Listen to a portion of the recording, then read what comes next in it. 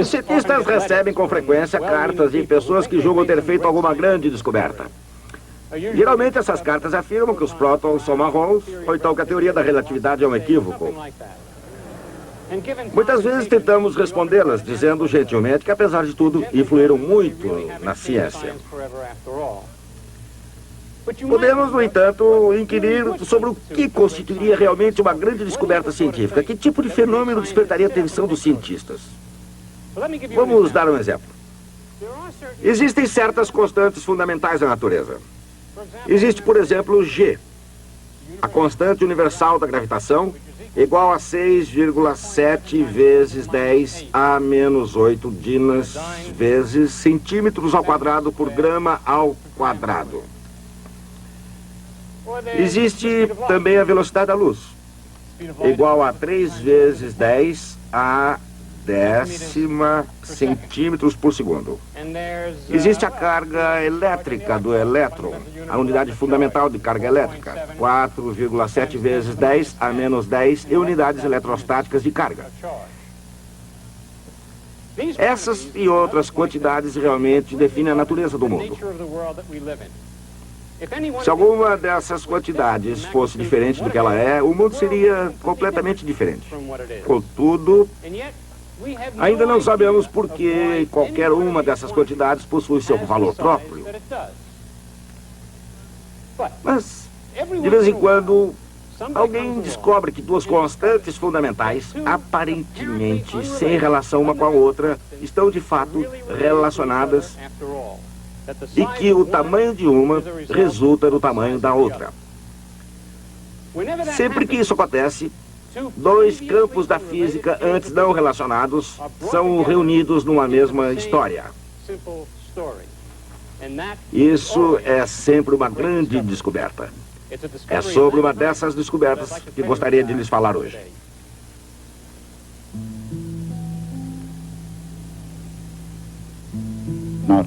Nem todos os físicos são iguais.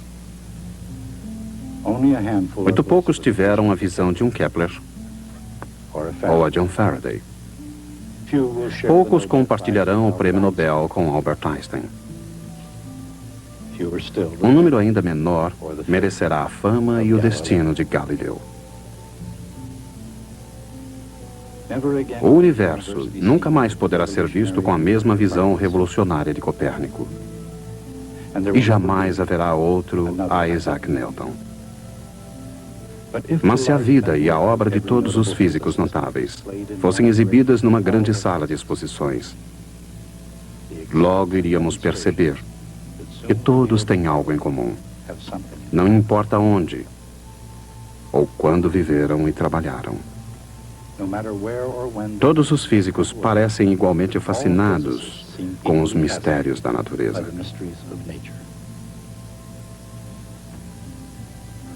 Consideremos, por exemplo, a misteriosa natureza da luz. A própria ideia de luz, especialmente a velocidade da luz, tem sido tão difícil de compreender quanto a inimaginável vastidão do universo. Em termos cósmicos, o Sol, uma estrela bastante comum, está relativamente próximo. Sua luz alcança a Terra em poucos minutos.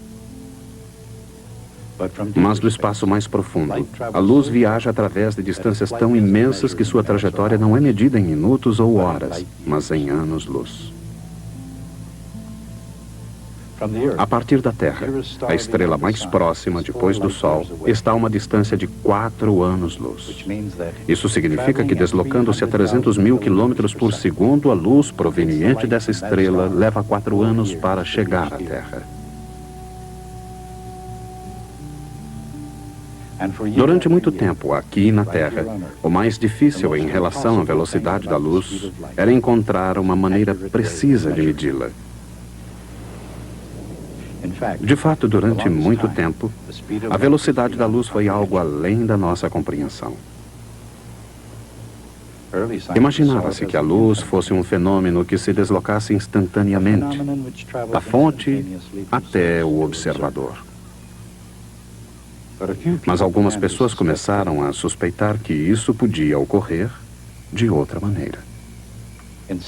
Em 1675, Olaus Rømer, um astrônomo dinamarquês do Observatório Real de Paris, observou um aparente atraso nos eclipses dos satélites de Júpiter e utilizou esses dados para calcular a velocidade da luz.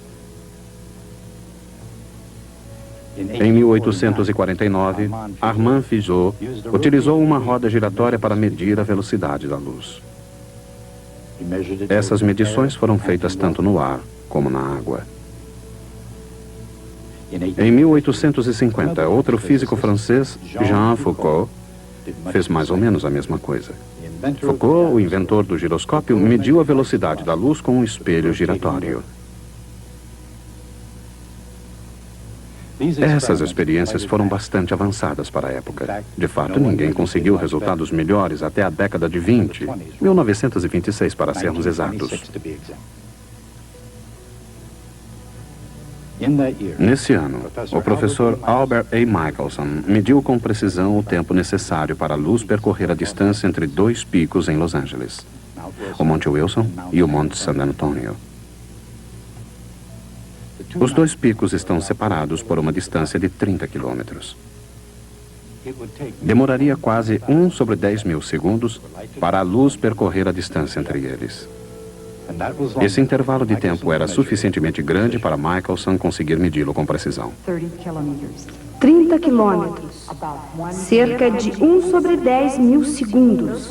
Esses foram os dados utilizados por Michelson para medir a velocidade da luz. Segundo ele, a velocidade da luz é igual a 299.796 quilômetros por segundo. De forma não tão exata, isso significa 3 vezes 10 à oitava metros por segundo. Por que teria a velocidade da luz esse valor específico? E por que ela constitui uma constante fundamental da natureza? Ninguém sabe ao certo. Os cientistas já conseguiram melhorar o método de uma constante fundamental que determina a escala de tudo no universo. A velocidade da luz é uma dessas constantes fundamentais. A constante da lei da gravitação de Newton é outra. Só por esse fato, Newton talvez pudesse ter vivido como o maior cientista da Inglaterra. Mas no âmbito da experiência científica, Newton não se igualou a Harry Cavendish, o inglês que mediu a constante da gravitação universal. No processo, Cavendish não só obteve o tamanho do então crescente Império Britânico, mas na verdade ele pesou todo o planeta. Sob qualquer ponto de vista, pesar o mundo é um feito notável. Embora nem todos os cientistas sejam tão ambiciosos quanto Cavendish, quase nenhum é tão modesto. Cavendish não publicou seu trabalho em vida. De qualquer maneira, escondendo o seu trabalho, como Cavendish, ou exibindo para o mundo, como Galileu Galilei, todos os grandes físicos parecem manter livros de anotações. E todos esses livros de anotações, não importa o seu tema ou estilo da eventual publicação, parecem constituir jornadas ao mundo da experimentação.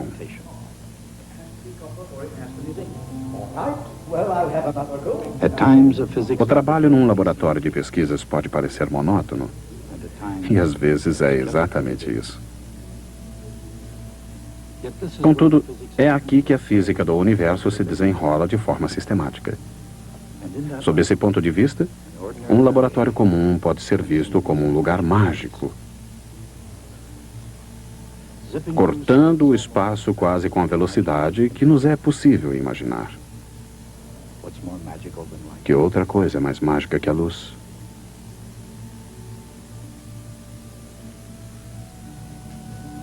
Mais poderosa do que a força da eletricidade.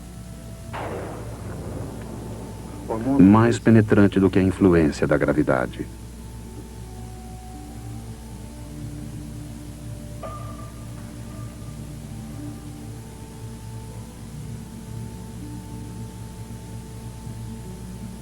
Eletricidade e gravidade. Quando os físicos compreendem essas duas forças, eles chegam mais próximos da escala e da estrutura do universo.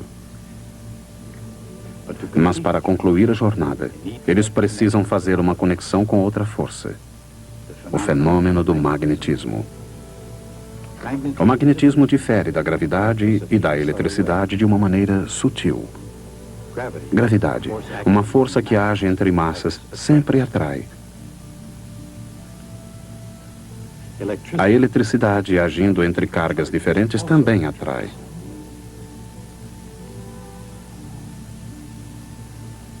Agindo entre cargas semelhantes, irá repelir.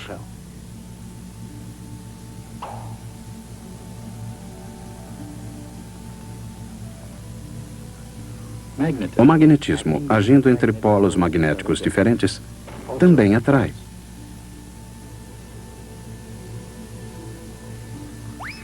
Entre polos magnéticos semelhantes, repele.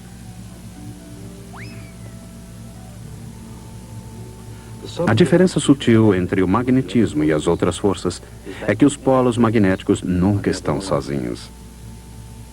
Estão sempre em pares. São iguais e opostos. Apesar de suas diferenças, a gravidade e a eletricidade obedecem às leis de força semelhantes, mesmo ocorrendo com o magnetismo.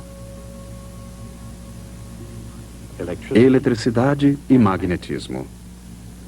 A conexão entre essas forças foi feita no campo da física. A descoberta da conexão entre eletricidade e magnetismo foi feita em 1820 por Hans Christian Ørsted. Segundo a lenda, Ørsted fez sua descoberta durante uma palestra e uma demonstração, por acaso.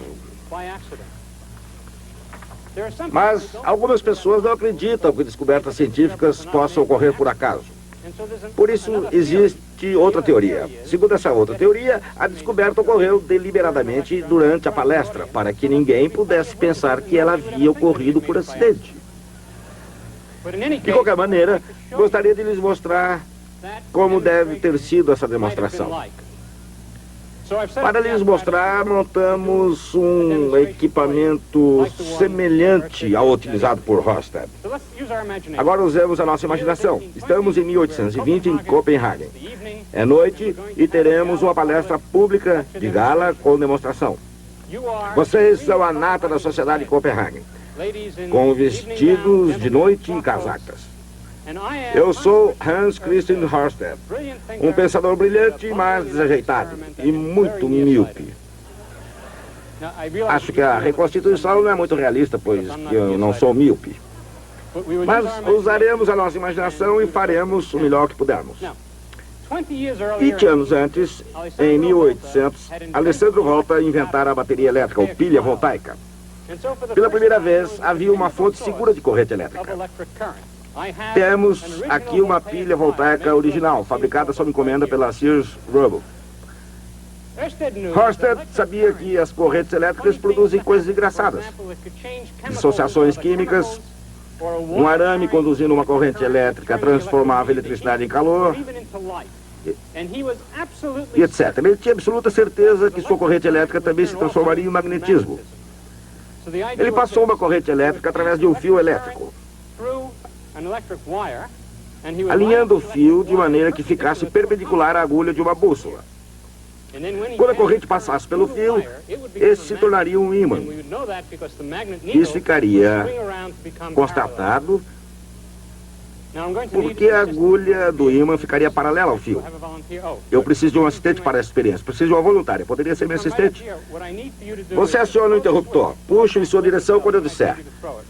Muito bem. Quando se aciona o interruptor, uma corrente elétrica percorre esse fio. Esse fio se transforma em um ímã. A agulha ficará paralela ao fio.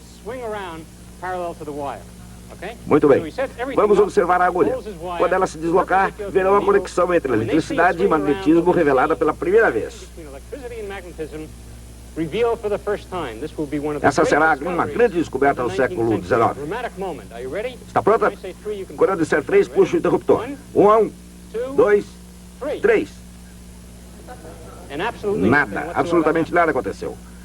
Horsted está decepcionado. Ele torce o fio para puxar o ímã nessa direção. Não adianta, o ímã não sai do lugar. Ele pede que o assistente abra o interruptor e anuncia que a experiência foi um fracasso. O público começa a deixar a sala. Seu assistente, muito vivo, percebe que a bateria ainda não estava descarregada completamente. Naquela época não se desperdiçava o que restava da carga elétrica de uma bateria. Horsted ainda podia fazer outra experiência. Foi então que ele decidiu fazer uma coisa que não tinha o menor sentido. Colocou o fio paralelo à agulha do ímã. Isso não fazia nenhum sentido. Se o fio está paralelo à agulha e se transforma no ímã, a agulha já está alinhada com o fio. Ela não irá se mover. Mas ele decide experimentar. Segura o fio paralelo à agulha e pede ao assistente para ligar o interruptor. Pronto, 1, 2, 3. A agulha do ímã se movimenta. Horsted descobrira o eletromagnetismo. Bem, agora pode abrir o interruptor. Obrigado pela ajuda. Horsted obteve um resultado surpreendente em virtude da maneira pela qual opera o campo magnético de uma corrente elétrica. Se isso é um fio que conduz uma corrente elétrica como aquele...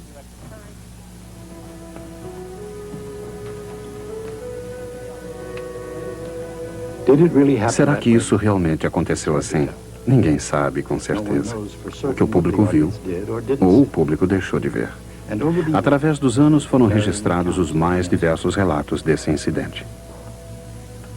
O fato é que a descoberta de Oersted foi um golpe de gênio.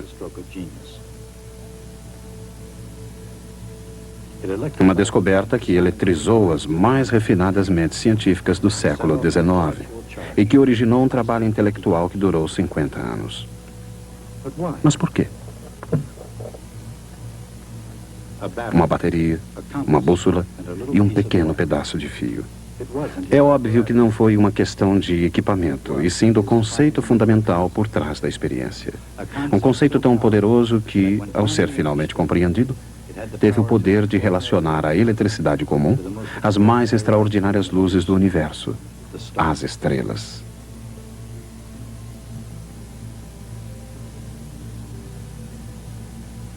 As estrelas estão ligadas umas às outras pela lei da força gravitacional. Para determinar a constante gravitacional e pesar o mundo nesse processo, Henry Cavendish medira a força entre duas massas conhecidas. O resultado da medição é o valor de G em unidades que resultam diretamente da equação da lei da força. 6,7 vezes 10 a menos 11 newtons vezes metro ao quadrado por quilograma ao quadrado. Um tipo semelhante de medição pode ser usado para determinar a constante elétrica. Aqui, um gerador eletrostático é utilizado para introduzir cargas elétricas positivas e negativas em duas placas paralelas de metal, até que a força de atração entre elas supere a da gravidade. Da força entre as placas, podemos deduzir a força entre as cargas. Mais uma vez, a medição da força revela a constante na equação de força. As unidades da constante provêm diretamente da equação da força.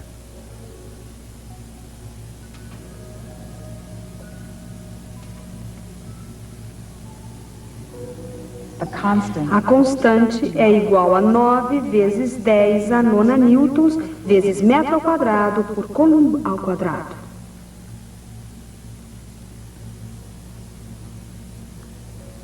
Assim, o processo de medição de constantes e obtenção de leis da força não constitui mistério. Outra força, a força do magnetismo, outra medida. Outra constante com unidades da lei de força. 3 leis, 3 constantes. Mesmo assim, o ponto alto da grande descoberta de Oersted é que o magnetismo e a eletricidade não estão separados. A constante magnética deve ser encontrada na força entre as correntes elétricas.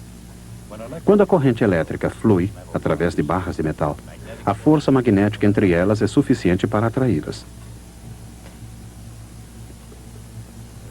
Aqui não existem polos magnéticos.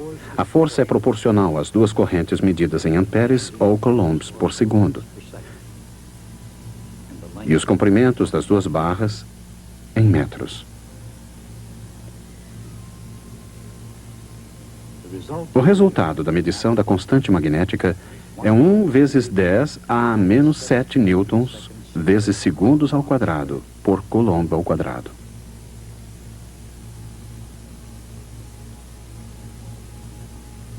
A importância dessas constantes foi compreendida por muitos cientistas no século XIX. Mas apenas James Clerk Maxwell, 50 anos após a descoberta de Oersted, finalmente compreendeu seu significado.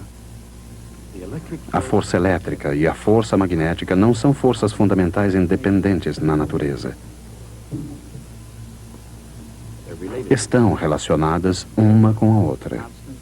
Portanto, as constantes também devem estar de alguma forma relacionadas. Mas como? A razão K, índice E dividido por K, índice N, deve ter unidade dimensional metros ao quadrado por segundos ao quadrado. Em outras palavras, o quadrado de uma velocidade. Mas que velocidade? Seu quadrado é 9 vezes 10 a 16 metros ao quadrado por segundos ao quadrado. Dividindo-se a constante elétrica pela constante magnética, obtemos um resultado que é a velocidade da luz.